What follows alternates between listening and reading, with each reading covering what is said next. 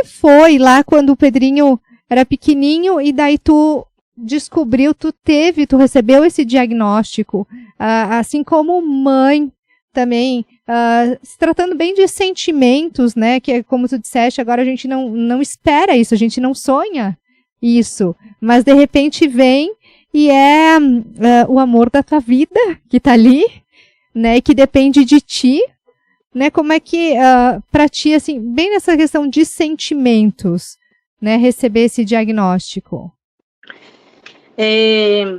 A minha história, ela tem uma pausa aí que foi bem forte, foi bem pesada. Em 2017, 2 anos antes de receber o diagnóstico do meu filho, eu tive o diagnóstico de câncer da minha mãe. Então, fatalmente, era um câncer terminal, que não tinha cura. E aí eu passei um processo de muita dor, de muito. Eu ia e voltava para Fortaleza praticamente muito, porque eu queria acompanhar todo o processo da minha mãe até o último suspiro, e assim foi feito.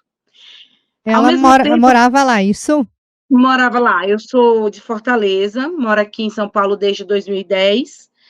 E, infelizmente, quando a gente teve o diagnóstico da minha mãe, já não tinha muito o que fazer. Então, foi um tratamento atrás do outro.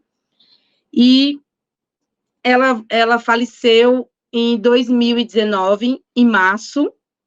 7 dias depois, foi o aniversário de 3 anos do meu filho.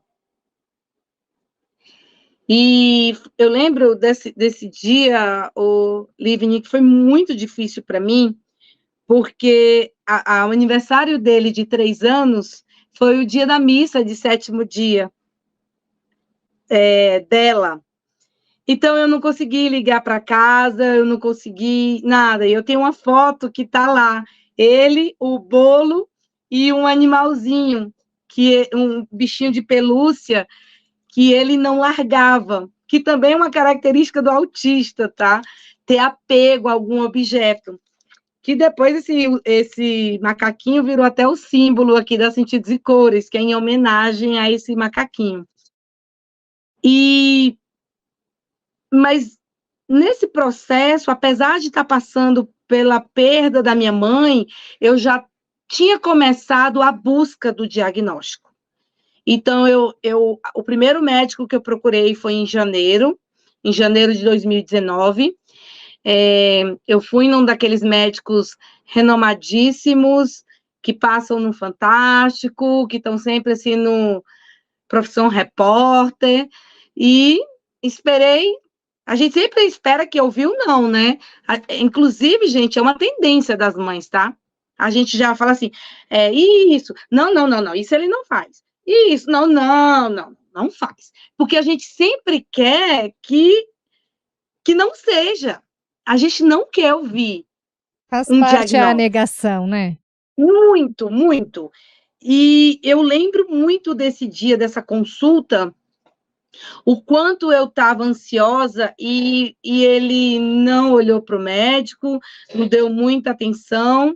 O médico é alemão, né, de origem alemã, então ele é assim, bem frio, o que eu acho muito diferente da médica dele hoje, que eu amo de paixão, doutora Débora Keshes, que ela é muito humana. Então, assim, eu saí. Isso é muito importante para a mãe, ter um acompanhamento humanizado.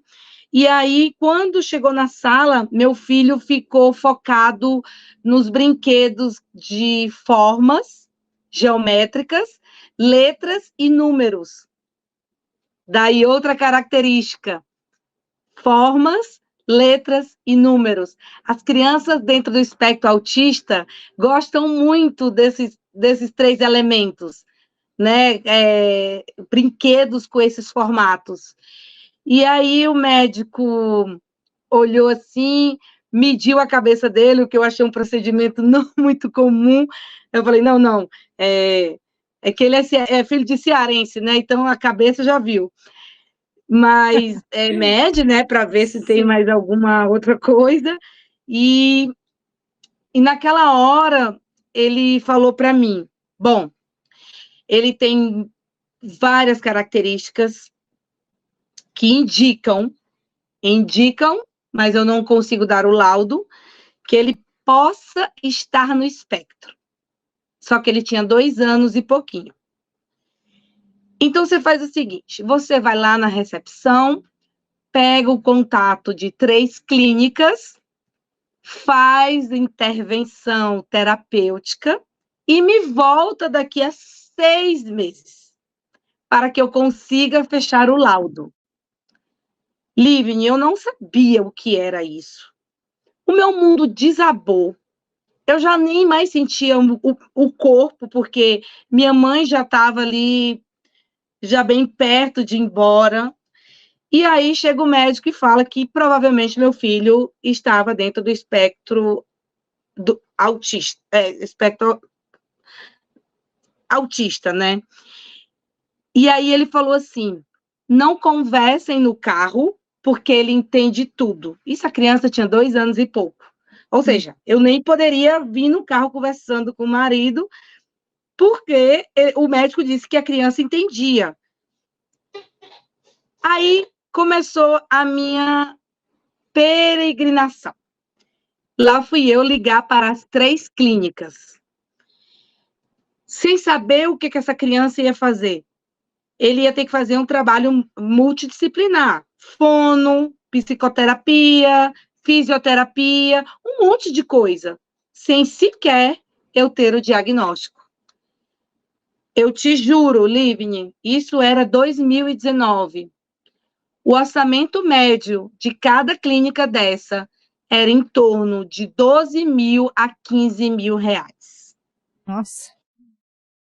Imagina assim, o que eu passei, né? Tipo, oi, eu vou ter que pagar 15 mil reais por mês para que meu filho faça intervenções para daí descobrir se ele tem ou não o espectro autista. Ingrid, isso é comum? Isso é um procedimento de todos os médicos? Não, Livne, não é um procedimento de todos os médicos. E é óbvio que eu fiquei com pavor desse médico. Muito, assim, porque nesse momento que ele me deu a notícia, eu dei um passo para frente para dar um abraço nele e dizer, doutor, me ajuda, eu não sei o que é autismo. E agora? E quando eu dei um passo para frente, ele deu um passo para trás. Naquele momento, eu falei, não é possível.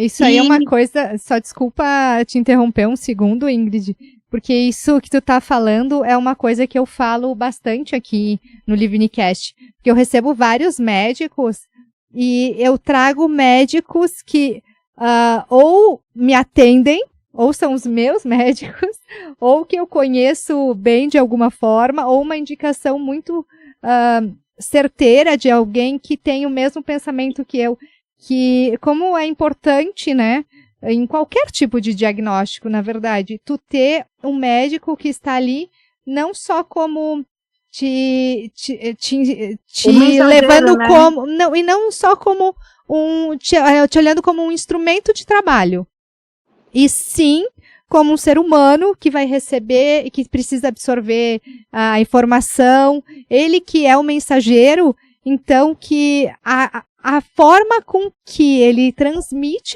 aquela informação pode ser mais traumática ou não, pode levar esperança ou puxar o tapete da pessoa. Eu não consigo te descrever o que eu senti naquele dia. Eu não sentia meu corpo, eu cheguei em casa, eu queria dormir, queria esquecer, queria que aquilo fosse um pesadelo, mas não, eu acordei a noite inteira, eu fiquei desesperada, e óbvio, né, fui atrás de uma outra médica, fui atrás de uma outra neuropediatra, Porque aí vocês devem estar se perguntando, né, gente? Quem dá o diagnóstico do espectro autista? Bom, quem está habilitado hoje para dar o diagnóstico é ou um neuropediatra, ou... Tá escura a câmera? Para mim tá boa a imagem. Tá bom? Ou neuropediatra, ou psiquiatra, ou o próprio pediatra, se ele tiver especialização em TEA. Em TEA, que eu falo, é transtorno do espectro autista. Se ele tiver conhecimento, ele pode sim laudar a criança. E E aí esse, eu fui em esse, outra. esse laudo, só uma dúvida aqui, é só através de exames clínicos mesmo? Ou tem alguma, sei lá, uma ressonância, alguma coisa mais profunda? É através dos sintomas que tu descreve e o que ele observa. Bom, o que acontece? Quando você vai no neuropediatra, ele te pede uma série de exames. Uma série, né? Como eu falei para vocês. Audição, visão. Eles pedem um exame muito conhecido chamado Bera, que é um exame que a criança tem que ser sedada para ver se tem alguma outra comorbidade com aquela criança. Eles pedem também exames genéticos. Desses exames genéticos, nenhum plano de saúde cobre, e cada exame genético desse, ele custa em torno de R$ 1.500 a R$ 2.000. Então, são exames caríssimos, e eu nunca fiz esses exames genéticos, porque nem a grande maioria dos autistas não vai estar ali no exame genético, a não ser que ele tenha a síndrome do X frágil, que deu a síndrome do X frágil, já está testado ali, que está dentro do espectro, e que também vai ter outras comorbidades. A gente pode até falar de comorbidades, gente, porque o autismo, ele nunca vem sozinho, né? Sempre tem outras comorbidades associadas. Mas só para concluir, assim, a minha trajetória, e aí eu fui em outra médica, me indicaram outra médica, e aí eu cheguei lá, meu filho nem olhou para ela falou, ele não olhou para mim. Mas aí ela não fez nenhum exame clínico nele, tipo, ela fez um rol de perguntas. Eu posso até repetir, porque eu consigo lembrar daquele dia, como se fosse hoje. O seu filho tem seletividade alimentar? Não, ele não tem, ele come de tudo. O seu filho tem distúrbio do sono? Não tem. Ele dorme a noite inteira. Ah, o seu filho anda na ponta dos pés? Não, doutora, ele não anda na ponta dos pés. O seu filho brinca de forma inadequada com os brinquedos? Sei lá, pega o carrinho e fica girando a roda? Não, ele não faz isso. Ele não brinca de forma inadequada. Aliás, ele nem brincava, né? O seu filho tem atraso de fala? Não, ele fala. Ele falava. Ele não teve esse atraso de fala. O seu filho... ela fez várias perguntas, tipo, o seu filho tem alguma estereotipia do tipo ficar balançando ou ficar mexendo, né? Porque muitos autistas têm estereotipias. Estereotipia, gente, só para vocês saberem, de novo, eu gosto sempre de enfatizar, não sou médica, eu sou mãe. Então, se eu cometer alguma gafe, me perdoem, gente. Meu conhecimento é empírico e é um conhecimento de mãe do que eu compartilho com a comunidade de mães. Mas, por exemplo, Livni, olha como é interessante.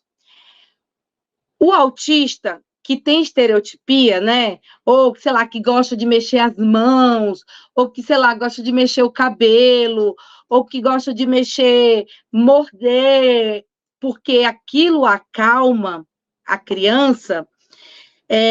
Muitas vezes as terapias aqui do Brasil, especificamente, eles trabalham essa criança para que reduzam essas estereotipias. Deixa eu tentar explicar. Eles vão tentando substituir, tipo, a criança balança as mãos. Então, toda vez que ela for balançar as mãos, eu vou direcionar ela para uma outra atividade, até que ela pare de balançar as mãos. Isso é uma condução de tratamento, é uma forma de conduzir o tratamento para que reduzam, para que possam ser reduzidas as estereotipias.